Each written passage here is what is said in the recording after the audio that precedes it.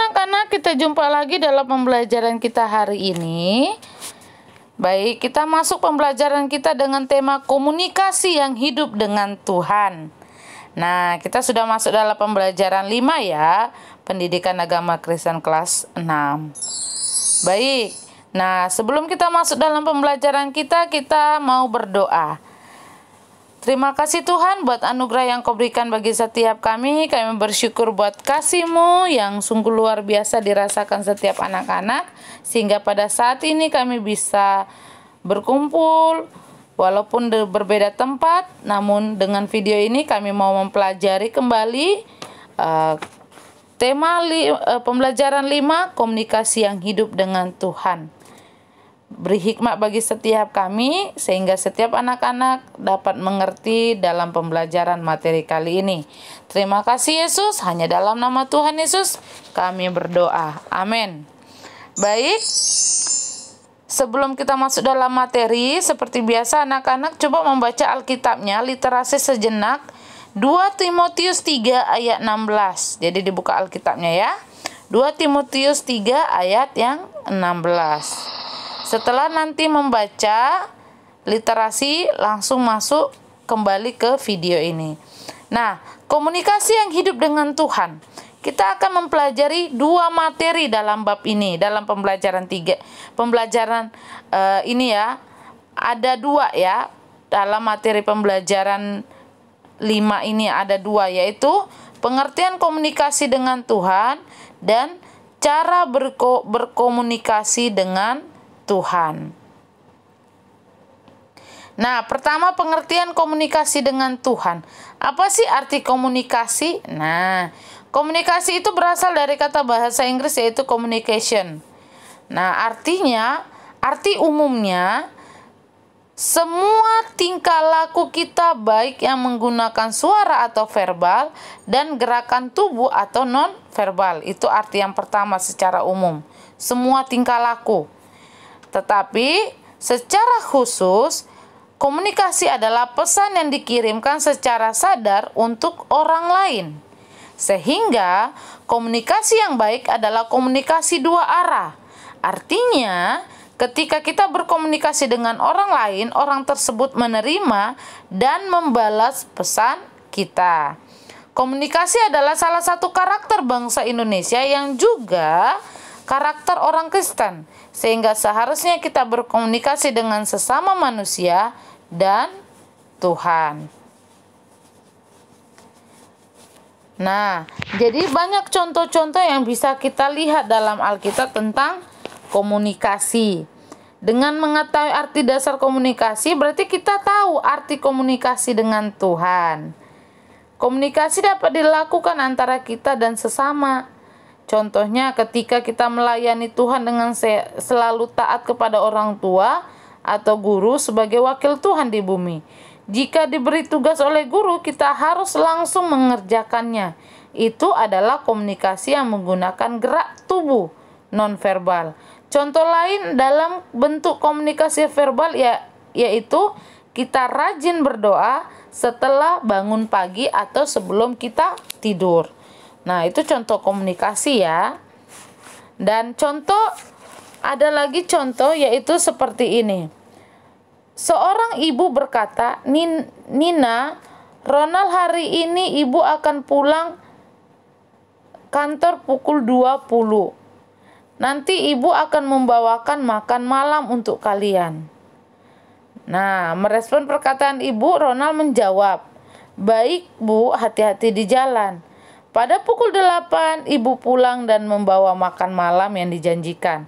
Nina pun langsung menyambut ibunya dan berkata, terima kasih ibu, karena telah membawakan makanan malam untuk kami. Nina dan Ronald langsung mempersiapkan peralatan makan serta mengatur makanan yang dibawa oleh ibunya. Demikian pula setelah makan, mereka membantu ibu membersihkan meja makan dan mencuci peralatan makan. Dari contoh ini kita bisa melihat komunikasi 2 arah antara ibu dan anak. Anak-anak yang merespon dengan perkataan-perkataan dan karena telah membawakan makan malam. Dan gerak tubuh juga ada menyambut ibu, mempersiapkan peralatan makanan. Kalau secara verbalnya mereka menjawab hati-hati ibu, ya, terima kasih ibu. Nah, jadi komunikasi itu penting bagi setiap kita. Terlebih lagi berkomunikasi dengan Tuhan. Lalu lanjut kedua, setelah kita belajar tentang pengertian komunikasi, kita harus tahu bagaimana cara berkomunikasi dengan Tuhan. Karena berkomunikasi dengan Tuhan itu bukan hal yang sulit. Hal yang kita perlukan untuk berkomunikasi dengan Tuhan itu adalah tekad dan disiplin atau komitmen. Ya. Disiplin juga menjadi nilai karakter yang wajib ada dalam diri kita sebagai anak-anak Tuhan yang ingin berkomunikasi dengannya. Nah, antara berkomunikasi dengan Tuhan itu ada dua garis, yaitu pertama secara vertikal tegak lurus, yaitu komunikasi manusia dengan Tuhan secara langsung. Yang kedua, horizontal atau mendatar, yaitu komunikasi manusia dengan manusia. Nah, kita mau pelajari yang pertama, komunikasi vertikal. Komunikasi vertikal, yaitu yang pertama Tuhan mengkomunikasikan dengan manusia melalui Alkitab. Ya. Dalam Alkitab tertulis banyak hal yang dapat memberitahukan, mengajar, menghibur kita sebagai wujud komunikasi kepada Tuhan. Yang kedua, kita berkomunikasi dengan Tuhan melalui doa dan membaca Alkitab. Nah, ya, ada dalam Filipi 4 pasal 6 Filipi 4 ayat 6 pasal 6 sampai 7 ya. Yang kedua, secara horizontal yaitu mendatar, yaitu komunikasi dengan teman seiman melalui persekutuan sehingga kita bisa saling mendorong dan membimbing. Yang kedua, berkomunikasi dengan sesama secara pribadi yang tidak mengenal Tuhan Yesus. Dengan mengkomunikasikan kita dapat bersaksi tentang kebaikan Tuhan. Komunikasi dengan Tuhan kita lakukan dengan disiplin rohani. Apa itu disiplin rohani? Disiplin rohani adalah taat dan patuh kepada pemerintah, taat dan patuh kepada perintah Tuhan, dan melakukan kehendaknya melalui doa dan pembacaan Alkitab. Baik, kita masuk yang pertama dalam pembacaan Alkitab. Namun kita harus tahu dulu apa sih fungsi komunikasi tersebut. Nah, fungsi dari komunikasi yang pertama adalah menginformasikan atau to inform sesuatu kepada manusia. Jadi saling mengkomunikasikan informasi. Kedua, yaitu mendidik, to educate atau mengajar manusia. Yang ketiga, menghibur, to entertain atau menghibur manusia. Yang keempat, menjadikan hati dan pikiran tenang, to calm. Yang kelima, bersyukur, be grateful. Yang keenam, menjalin hubungan akrab dengan Tuhan. Nah, kita masuk dalam pembacaan Alkitab. Dalam pembacaan Alkitab, kita harus membaca dengan disiplin. Tadi kita sudah belajar ya, apa itu disiplin rohani. Nah, Alkitab terbagi menjadi dua, yaitu PL dan PB. Apa itu? Perjanjian Lama dan Perjanjian Baru. Nah, dalam Perjanjian Lama atau PL terdiri dari 39 kitab. Dan PB, Perjanjian Baru, terdiri dari 27 kitab. Nah, inti dari PL adalah menceritakan penciptaan dunia dan isinya, manusia jatuh dalam dosa, serta janji kedatangan juru selamat yang akan menyelamatkan manusia. Inti dari PB adalah menceritakan pengorbanan Tuhan Yesus di kayu salib untuk menggenapi janjinya menebus dosa manusia. Lalu cara bagaimana sih membaca Alkitab dengan benar? Yang pertama, kita berdoa. Yang kedua, kita membaca bagian ayat Alkitab. Yang ketiga, kita merenungkan bacaan Alkitab yang harus tahu kita apa tujuan ayatnya dan pesannya. Yang keempat, menuliskan aplikasi dari ayat yang kita baca. Apa yang bisa kita lakukan dengan ayat tersebut, yang kita praktekkan. Yang kelima, berdoa dan berterima kasih. Nah, dengan seiring membaca Alkitab, kita dapat berkomunikasi dengan Tuhan dan menjawab rasa ingin tahu kita maupun orang lain tentang Tuhan Yesus. Rasa ingin tahu juga termasuk dalam salah satu karakter yang wajib kita kembangkan, sebab menjadi karakter bangsa Indonesia juga menjadi karakter anak-anak Tuhan. Lalu kita masuk ke bagian B, yaitu doa. Cara kita berkomunikasi dengan Tuhan adalah melalui doa, karena doa merupakan nafas hidup orang percaya. Nah, jika kita tidak berdoa, iman dan komunikasi kita dengan Tuhan akan mati. Berdoa dapat kita lakukan dengan siapapun, dan kapanpun, dan dimanapun. Dan bagaimanapun sikap kita dapat berdoa sendiri seperti yang Tuhan ajarkan, yaitu doa Bapa kami. Selain itu kita juga bisa berdoa secara pribadi dengan melakukan doa senafas, yaitu maksudnya adalah doa singkat yang kita ucapkan setiap kali bernafas, sehingga doa itu dapat kita ucapkan berulang-ulang.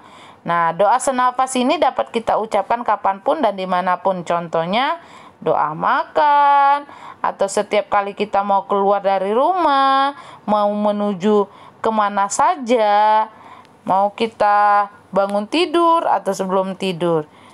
Ini adalah contoh doa senafas, karena doa senafas adalah doa singkat. Nah, bagaimana cara berdoa yang dikehendaki Tuhan? Itu ada di halaman 98. Nanti jangan lupa ya, yang ada di bukunya nanti di underline. Nah, cara berdoa yang dikehendaki Tuhan di situ ada 7. Berdoa dengan sungguh-sungguh, dengan tulus hati, dan yakin dengan iman, berdoa dengan rendah hati, dengan tidak jemu-jemu dan tekun, meminta Roh Kudus memberkati kita, berdoa dalam nama Yesus, dan mengakhiri doa dengan kata amin. Ada ayat pendukungnya ya dalam setiap cara berdoa ini ya. Jadi nanti bisa dibaca kembali. Lalu kita masuk ke bagaimana susunan doa. Nah, di halaman 58 itu juga sudah ada tertera 5 susunan doa. Yang pertama, ucapan syukur dulu, yaitu terima kasih untuk berkat-berkatnya. Memuji, membesarkan nama Tuhan. Contohnya, Tuhan Yesus, terima kasih untuk berkat-Mu, atau Tuhan Yesus yang sangat baik. Nah, jadi kalau kita berdoa, jangan lupa diawali dengan ucapan syukur. Yang kedua, mengakui dosa yang telah kita lakukan dan meminta ampun kepadanya. Contohnya, ampuni saya Tuhan karena tadi saya tidak pergi ke sekolah minggu. Itu contohnya. Lalu yang ketiga, menyampaikan isi doa kita. Nah, apa yang mau kita doakan? Contoh, saat ini saya berdoa kepadamu, tolong berkati saya, ingatkan saya agar tidak lupa untuk mengerjakan tugas. Di pelajaran-pelajaran lainnya, saya semangat untuk mengerjakan tugas-tugas yang diberikan. Jangan lupa diakhiri dengan kata, dalam nama Tuhan Yesus, saya berdoa. Amin. Nah, itu adalah susunan doa ya. Nanti bisa dipelajari dan anak-anak bisa mempraktekkannya dalam doa. Berkomunikasi dengan Tuhan melalui doa bukanlah hal yang sulit. Dengan berdoa kita dapat memperkuat hubungan kita dengan Tuhan.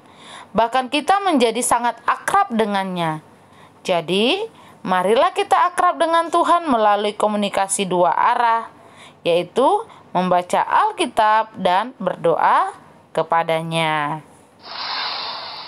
Penjelasan teks Alkitab dari 2 Raja-Raja pasal 19 ayat 15. Nah, di sini menjelaskan kesulitan Hizkia. Tujuannya kitab ini mau mengajarkan kepada siapa saja pasti membutuhkan Tuhan dan perlu berkomunikasi dengannya melalui doa. Nah, 2 Timotius 3 ayat 16 yang tadi literasi infokan. Kitab ini ditulis oleh Paulus, tujuannya untuk menegaskan fungsi Alkitab. Segala tulisan yang diilhamkan Allah. Artinya, Allah memakai orang-orang yang menulis Alkitab dan memberikan Roh Kudus dan memberkati mereka. Fungsinya nanti bisa dilihat di 2 Timotius 3 ayat 16 ya. Dia mengajar, meyakini, mendidik, dan yang lain ada. Jadi bisa dilihat lagi ya di 2 Timotius 3 ayat 16. Untuk latihan soalnya yang pertama buka buku halaman 65, di situ ada doa Bapa Kami yang masih ada putus-putus atau kalimat yang tidak ada dikosongkan. Jadi dilengkapi dan dihafalkan doa Bapa Kami. Yang kedua, melakukan disiplin rohani. Nah, jadi yang nomor 1 nanti dihafalkan, itu dibuat video ya. Yang kedua, melakukan disiplin rohani, yaitu menulis yang sudah ada di buku, tinggal di checklist. Di buku halaman 67. Yang ketiga, menulis di notebooknya tentang tuliskan arti komunikasi secara umum dan khusus. 2, tuliskan cara berkomunikasi dengan Tuhan. Dan yang ketiga, cara membaca Alkitab dengan benar. Nah, dari tadi sebelumnya kita sudah belajar tentang ini. Jadi nanti bisa dilihat kembali ya videonya untuk menjawab ini. Oke, jangan lupa ditulis di notebook dan nanti difotokan kemis, dikumpul paling lambat Senin depan. Oke, sampai jumpa dalam pembelajaran berikutnya. Dan jangan lupa setelah videonya selesai, kita akhiri dalam doa. Terima kasih Tuhan, buat hari ini kami sudah selesai dalam mempelajari materi hari ini. Kau berkati setiap anak-anak sehingga mereka bisa mengerjakan latihan soalnya. Terima kasih Yesus, dalam nama Tuhan Yesus kami berdoa. Amin.